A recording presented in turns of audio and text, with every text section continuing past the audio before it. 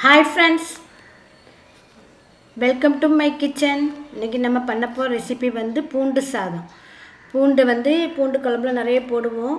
பூண்டு சாதம் பண்ணி பாருங்கள். இது ஃப்ரைட் ரைஸ் கிடையாது, பூண்டு சாதம். நல்ல ஒரு சுவையான ஒரு ரெசிபி தான். இது கூட நீங்கள் உருளைக்கிழங்கு பொரியல் வச்சு சாப்பிட்டீங்கன்னா அவ்வளோ நல்லாயிருக்கும். வாங்க எப்படி பண்ணலான்னு பார்க்கலாம். அதாவது நான் ஒரு 3 காஞ்ச மிளகாய் வறுத்துருக்கிறேன். உங்களுக்கு காரத்துக்கு ஏற்ற மாதிரி 4 கூட நீங்கள் வறுத்துக்கோங்க. அது கூட 2 டீஸ்பூன் அளவுக்கு வேர்க்கடலை, வறுத்த வேர்க்கடலை இல்லைன்னா பச்சை வேர்க்கடலை போட்டு நல்லா வறுத்து எடுத்துக்கோங்க. முதல்ல 2ஐயும் தனியாக வறுத்து எடுத்துக்கோங்க.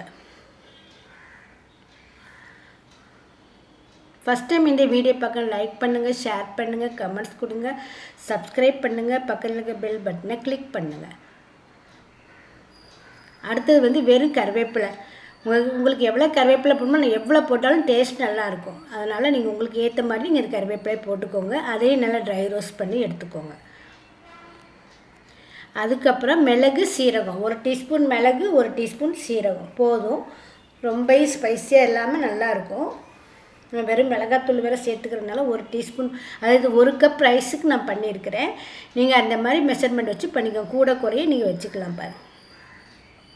இப்போ கடாயில் எண்ணெய் விட்டுக்கோங்க. எண்ணெய் விட்டுட்டு அது 2 டீஸ்பூன் அளவுக்கு எண்ணெய் விட்டுட்டு பூண்டு எவ்வளோ பூண்டுனாலும் நீங்கள் இதில் போட்டுக்கலாம். நான் மொத்தமாக ஒரு சின்ன ஒரு பவுலில் எடுத்து பாதி பூண்டை இப்போ நம்ம அரைக்கிறதுக்கு போட போகிறோம். மீதி பாதி பூண்டை நல்லா பொடியாக நறுக்கி எடுத்து வச்சுக்கோங்க.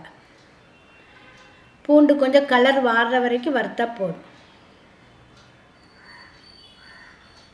நல்லா பூண்டை வறுத்ததுக்கப்புறம் அதையும் எடுத்து மொத்தமாக எல்லாத்தையும் சேர்த்து நல்லா ஆற வச்சுட்டு பரப்பரன்னு அரைச்சி எடுத்து வச்சுக்கோங்க. இதை ரெடி பண்ணி வச்சுட்டு நீங்கள் சாதம் பண்ணிடலாம். இதை நீங்கள் முதல் நாள் நைட்லேயே பண்ணி வச்சிட்டிங்கன்னா காலைல லஞ்ச் பாக்ஸு இந்த ரெசிபி நீங்கள் கொடுத்துட்டு ரொம்ப ஈஸியாக. அதே கடாயில் கூட ஒரு 2 டீஸ்பூன் அளவுக்கு எண்ணெய் விட்டுக்கோங்க. கடுகு விடுங்க, உளுந்தம்பருப்பு போடுங்க, கடலைப்பருப்பு வேணாலும் போட்டுக்கோங்க. வேர்க்கடலை வேணாலும் நீங்கள் இந்த சமையலில் போடுங்க, இன்னும் ரொம்ப நல்லாயிருக்கும். நான் அரைச்சிருக்கனால போடல. பொடியாக நறுக்கிறிக்க பூண்டை போட்டிருக்கிறேன். அதையும் போட்டு நல்லா வதக்குங்க. கொஞ்சம் வாசனை வர்ற வரைக்கும் நல்லா வதக்குங்க. காயத்தூள் போட்டுக்கோங்க.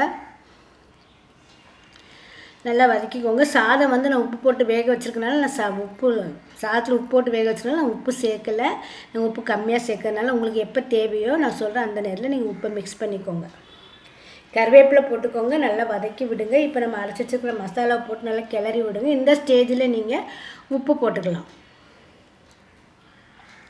உங்களுக்கு தேவையான அளவு உப்பு போட்டு, ஏன்னா சாதம் உப்பு போட்டு வடிக்காதவங்க இந்த ஸ்டேஜில் நீங்கள் உப்பு போட்டுக்கோங்க. இது 1 கப் அளவுக்கு அரிசி நான் மிக்ஸ் பண்ணாலும் இதில் பாதி அளவுக்கு நீங்கள் எடுத்தால் போது, மீதி பாதியில் இன்னொரு நீங்கள் பண்ணிக்கலாம். ஒரு 2 3 நாள் வச்சுருந்து கூட நீங்கள் இந்த மசாலாவை நீங்கள் யூஸ் பண்ணிக்கலாம். நம்ம எல்லாம் வறுத்து தான் பண்ணியிருக்கிறோம், கெட்டு போகாது. இப்போ வேக வச்சுருக்கிற அரிசியை நம்ம சாதத்தை இதில் மிக்ஸ் பண்ணுறோம். 1 கப் அளவுக்கு நான் சாதத்தை மிக்ஸ் பண்ணுறேன். எந்த சாதம்னாலும் நீங்கள் எடுத்துக்கலாம். நல்லா மிக்ஸ் பண்ணுங்கள். நல்லா ஒரு கிளறி விட்டுட்டு இது கூட கொஞ்சோண்டு மஞ்சத்தூள், மிளகாத்தூள் மட்டும் சேர்த்துக்கோங்க. கரம் மசாலா எதுவும் சேர்க்காதீங்க. உங்களுக்கு சாப்பாட்டோட டேஸ்ட்டு மாறிடும். வெறும் மிளகாத்தூளும் மஞ்சத்தூள் மட்டும் சேர்த்துக்கிட்டு நல்லா கிளறி விட்டுக்கோங்க.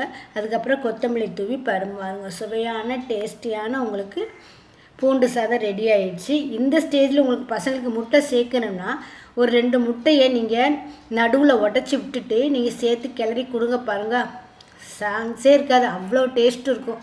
கண்டிப்பாக இந்த ரெசிபியை ட்ரை பண்ணி பாருங்கள். வீடியோ பிடிச்சினா சப்ஸ்கிரைப் பண்ணுங்கள், கமெண்ட்ஸ் கொடுங்க.